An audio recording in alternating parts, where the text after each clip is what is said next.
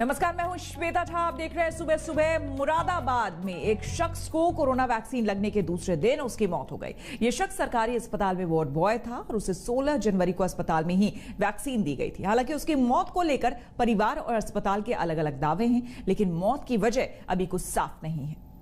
48 साल के महिपाल सिंह अब इस दुनिया में नहीं है। रविवार शाम उनकी मौत के बाद से घर में कोहराम मच गया है। पिता की मौत से बेटा एकदम सन्न है।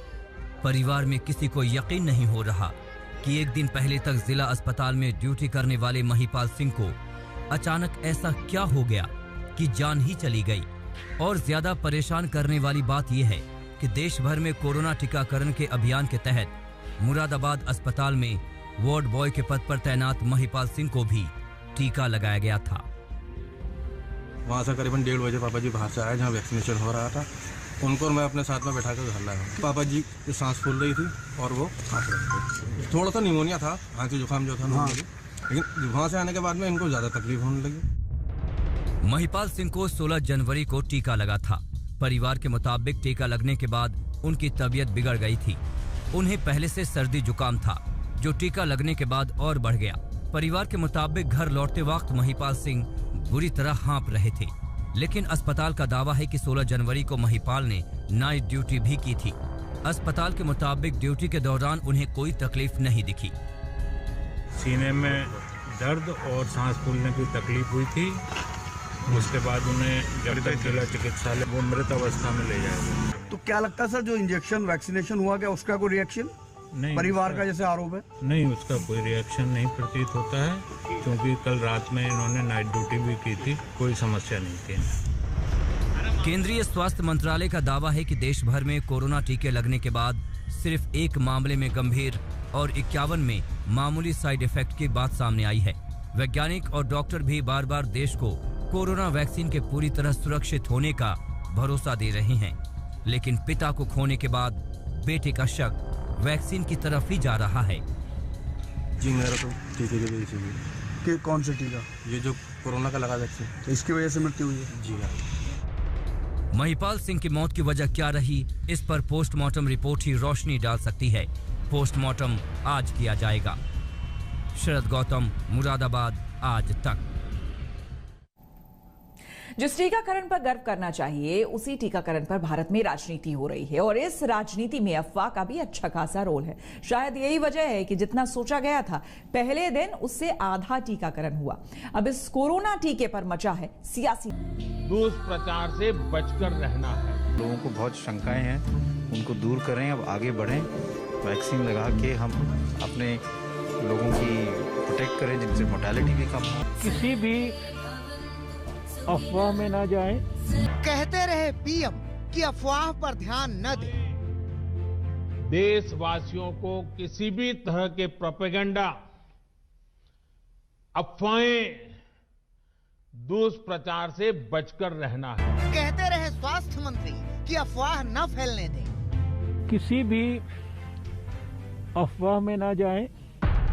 लेकिन अफवाह के पांव नहीं पंख होते हैं, उड़ती है और उधेड़ती चली जाती है बेहतरी के रास्तों को। इस बार भी यही हुआ है। वो टीकाकरण जिसका पहला चरण ही ऐतिहासिक है, वो टीकाकरण जिस पर दुनिया की निगाहें हैं, वो टीकाकरण जिसने शंखनाद कर दिया है कि हम दुनिया के बेहतरीन वैज्ञानिकों वाले देश हैं, उसी टीकाकरण अभियान में अफवाह का असर हुआ है।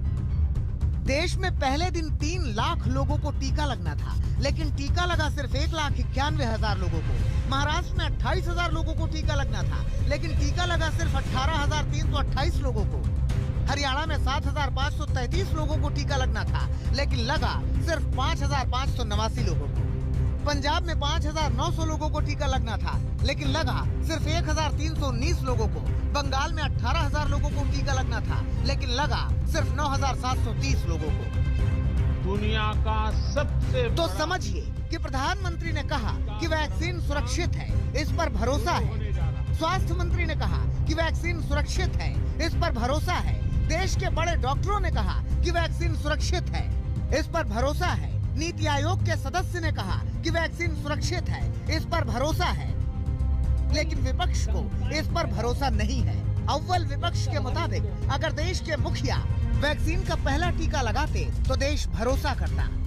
अगर देश के प्रधानमंत्री या दुनिया में मुख्तलिफ देशों के राष्ट्रपति, प्रधानमंत्री और केंद्रीय मंत्री और केंद्रीय स्वास्थ्य मंत्री पहला कोरोना का टीका लगाते हैं, कोरोना वैक्सीन लगवाते हैं, तो इससे पूरे देश में या देश के नागरिकों में एक विश्वास पैदा होता है।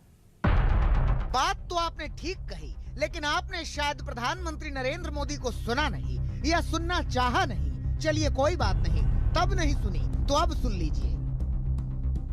हर राज्य, हर केंद्र शासित प्रदेश को ये सुनिश्चित करना होगा कि अफवाहों पर, वैक्सीन से जुड़े अपप्रचार को कोई हवा न मिले। इफ्स और बट्स से बात नहीं होनी चाहिए। देश और दुनिया के अनेक स्वार्थी तत्व हमारे इस अभियान में रुकावट डालने की कोशिश कर सकते हैं। और सुनने के बाद ये तस्वीरें भी देख लीजिए।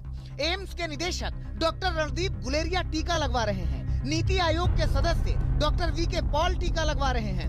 मेदांता अस्पताल के चेयरमैन डॉक्टर नरेश त्रेहान टीका लगवा रहे हैं। SII के CEO आधार पूनावाला टीका लगवा रहे हैं। बीजेपी के सांसद और पेशे से डॉक्टर महेश शर्मा टीका लगवा रहे हैं। जानते हैं इन्होंने आगे बढ़कर टीका क्यों लगवाया? ताकि देश को संदेश मिले कि कोरोना को खत्म करने के लिए टीकाकरण जरूरी है। लेकिन जरूरी चीज में जब तक राजनीति न घुले तो हिंदुस्तान की पॉलिटिक्स ही क्या। वैक्सीन क्या है? किसी की बेहतर सुरक्षा के लिए है।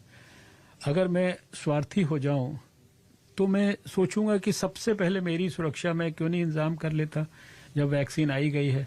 ये भी सोच हो सकती थी प्रधानमंत्री जी की। अब जहां तक राजनीतिक सोच और राजनीतिक सोच से प्रेरित जो राजनीतिक बयान है, इनके बारे में कमेंट करना ना तो मैं जरूरी समझता, ना ही ये उचित है। तो केंद्रीय स्वास्थ्य मंत्री भले ही विपक्ष के इन सवालों को तवज्जो न देते हों, लेकिन रक्षा मंत्री ने इनका करारा जवाब दिया। हम लोगों ने कहा पहले कोरोना वॉरियर्स यानी जो डॉक्टर्स हैं और मेडिकल फैकल्टी है, पहले उनको लगना चाहिए, क्योंकि कोरोना पेशेंट्स के साथ यदि किसी को जूझना पड़ता है तो उन्हें ही जूझना पड़ता है। उनके लिए पहले प्रिकॉशन आवश्यक है। सर प्रिकॉशन नहीं, उस पर सवाल खड़े कर रहे हैं। सवाल बेबुनियाद निराधार ऐसे सवाल। इधर कांग्रेस और बीजेपी के बीच घमासान मचा है, तो दूसरी ओर वैक्सीन को बीजेपी की वैक्सीन कहने वाले अखिलेश यादव ने अब नया सवाल छेड़ा है। अखिलेश ने सरकार से पूछा है कि गरीबों को वैक्सीन कब तक मिलेगी और गरीबों को वैक्सीन फ्री में मिलेगी कि नहीं। सवाल ये है कि गरीबों तक कब पहुंचा देंगे और गरीबों को फ्री देंगे कि नहीं देंगे। अखिलेश यादव को उत्तर प्रदेश के ही डिप्टी सीएम केशव प्रसाद मौर्य ने जवाब दिया। राष्ट्रीय अध्यक्ष हैं, उत्तर प्रदेश जैसे देश के सबसे बड़े प्रदेश के मुख्यमंत्री की कुर्सी पर 5 वर्ष तक रहे हैं। वह जब ऐसी हल्की बातें करते हैं तो मुझे लगता है कि उनकी तुलना श्री राहुल गांधी जी से होने लगेगी। वैक्सीन पर वार पलटवार और सियासत जोरदार है, लेकिन टीकाकरण पर होने वाली ये सियासत देश का स्वास्थ्य बिगाड़ देने वाली है। आज तक दिल्ली की सियासत तो और भयानक है। यहां जितने लोगों को टीका लगना था उससे आधे लोगों को ही टीका लग सका। कांग्रेस ने बीजेपी पर संदिग्ध आरोप लगाए और बीजेपी ने आरोप लगाया कि सब केजरीवाल सरकार की कारस्तानी है, क्योंकि केजरीवाल सरकार ने MCD के अस्पतालों में टीकाकरण केंद्र ही नहीं बनाया। बिल्कुल नॉर्मल, कुछ नया नहीं है, कुछ अनोखा नहीं है, सब जैसा नॉर्मल जैसा घुसी थी वैसे ही बाहर आई। नहीं कोई अभी तो कुछ दिक्कत नहीं है। तो क्या लगा अपनी सेफ्टी इसमें हम सब की है। आज वैक्सीन लग गई तो मतलब हम लोगों को भरोसा हो गया कि अब कोरोना जैसी बीमारी नहीं आएगी। जिन्होंने कोरोना का पहला टीका लगाया उन्होंने बताया कि उन्हें वैक्सीन लगवाने के बाद कोई दिक्कत नहीं हुई, लेकिन दिल्ली में दिक्कत हो गई और थोड़ी मोड़ी नहीं, बहुत ज्यादा दिक्कत हो गई। समझिए इसे।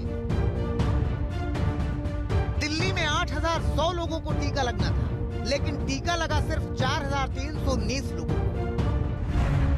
दिल्ली में 50% ही टीकाकरण होने से वैक्सीनेशन पर राजनीति गर्मा गई। सबसे पहले कांग्रेस ने ही सवाल किया कि जब केंद्र में बीजेपी है, दिल्ली में तीनों निगमों पर बीजेपी का कब्जा है, तो फिर दिल्ली में वैक्सीनेशन कम क्यों हुआ। दिल्ली के अंदर भारतीय जनता पार्टी की सरकार है और दिल्ली में निगम भी तीनों भारतीय जनता पार्टी के साथ है। और दिल्ली के अंदर अरविंद केजरीवाल जी हैं जो पिछले कई हफ्तों से बड़े बड़े प्रचार वैक्सीनेशन ड्राइव को लेकर कर रहे हैं। जो मेरी जानकारी है कि दिल्ली में 8100 लोगों ने अपने आप को रजिस्टर करा था और मात्र 3700 लोगों ने वैक्सीनेशन लगाई। तो पहला सवाल तो ये उठता है कि दिल्ली के अंदर खुद जहां सारे भारतीय जनता पार्टी के बड़े बड़े नेता बैठे हैं, उनकी सरकार है, 3 मेयर हैं, उसके बाद भी 50% से कम टीका दिल्ली में क्यों लगा? कांग्रेस बीजेपी पर निशाना साध रही है, लेकिन बीजेपी इसके लिए आम आदमी पार्टी की सरकार को जिम्मेदार बता रही है। सरकार के मुख्यमंत्री जो काम नहीं करते उसका प्रचार करते हैं, बड़े बड़े विज्ञापन देते हैं। टीकाकरण का विज्ञापन और प्रचार क्यों नहीं किया भाई? क्या दिक्कत थी? टीकाकरण के क्या दिल्ली के लोगों के लिए आवश्यक नहीं है टीकाकरण? राजनीति करनी, अपनी दलगत राजनीति के लिए लोगों की जान को खतरे में डाल रहे हो, भ्रम पैदा कर रहे हो। इस पे ट्वीट किया उन्होंने टीकाकरण के लिए आइए, फोटो खिंचवाने पहुंच गए अस्पताल में। उन्होंने कहा सब लोगों के आइए टीका लगवाइए।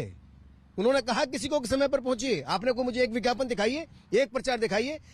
कोरोना काल में 543 करोड़ रुपए का प्रचार पे पैसा मैं खर्च कर दिया, इसमें 500 रुपए खर्च नहीं करे तुमने यार। वैक्सीनेशन कम होने पर छिड़ी इस महाभारत में एक और एंगल आया, समझिए इसे भी। दिल्ली में 81 वैक्सीनेशन साइट बनाई गई, लेकिन इनमें एमसीडी के अस्पतालों को शामिल ही नहीं किया गया। यहाँ ये बताना जरूरी है कि एमसीडी पर बीजेपी का कब्जा है और एमसीडी के अस्पतालों में वैक्सीन का ड्राई रन भी किया गया था। बावजूद इसके जब टीकाकरण की बारी आई तो दिल्ली सरकार ने एमसीडी के अस्पतालों में वैक्सीनेशन की कोई साइट बनाई ही नहीं। अब नॉर्थ एमसीडी के मेयर आरोप लगा रहे हैं कि दिल्ली सरकार ने जानबूझकर एमसीडी के अस्पतालों को नजरअंदाज किया, जिसकी वजह से टीकाकरण कम हुआ। सरकार ने टीकाकरण के अभियान में भी नगर निगम के साथ बहुत बड़ी राजनीति कर दी है। जहां कोविड काल में नगर निगम ने दिल्ली सरकार का सहयोग करके हर काम को आगे बढ़ के किया, चाहे सफाई का काम था, चाहे बायोमेडिकल वेस्ट था, चाहे डीएम के साथ मिलकर के काम करना था, चाहे हमारे जो कोविड केयर सेंटर थे उनकी देखभाल थी, उनको दवाइयाँ पहुंचाने की बात थी।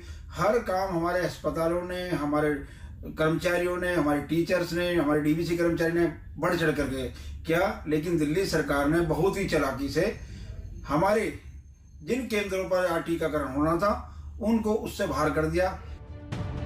हालात चाहे जो रहे, लेकिन इतना जरूर है कि देश की राजधानी में ही अगर वैक्सीनेशन का आंकड़ा घटेगा और वैक्सीनेशन पर राजनीति बढ़ेगी तो ये कोरोना को जड़ से खत्म करने में बाधक ही बनेगी। इस बाधा के खिलाफ ही शंखनाद करने की आवश्यकता है। राम किंकर सिंह के साथ पंकज जैन, दिल्ली, आज तक। हम रुकेंगे एक छोटे से ब्रेक के लिए, बने रहे हमारे। नमस्कार, मैं हूं अंजना ओम कश्यप। हमें उम्मीद है ये वीडियो आपको पसंद आया होगा। लेटेस्ट खबरों के लिए यूं ही देखते रहिए आज तक और इस वीडियो के पसंद आने पर लाइक, शेयर एंड सब्सक्राइब करना ना भूलें।